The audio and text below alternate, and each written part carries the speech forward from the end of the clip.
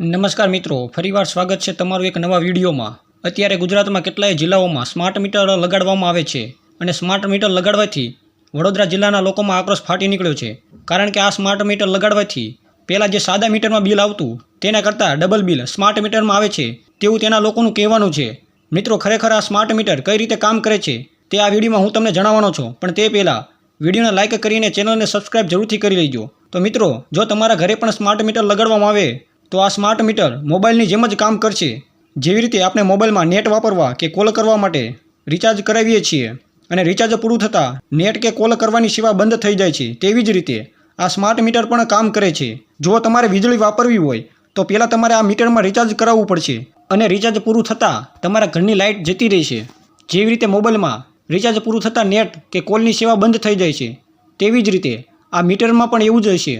જેમ તમે રિચાર્જ કરાવશો તો તમારા ઘરમાં લાઇટ આવશે, નહીંતર તમને લાઇટની સેવા નહીં મળે અને તે પણ રિચાર્જ અગાઉ કરાવવું પડશે। તમે જેટલા રૂપિયાનું રિચાર્જ કરાવશો તેટલા જ પ્રમાણમાં તમને વીજળીની સેવા પૂરી પાડવામાં આવશે। તો મિત્રો, આ વિડીયોને અન્ય લોકો સાથે પણ શેર જરૂરથી કરજો, જેથી કરીને અન્ય લોકોને પણ ખબર પડી શકે કે સ્માર્ટ મીટર કઈ રીતે કામ કરે છે।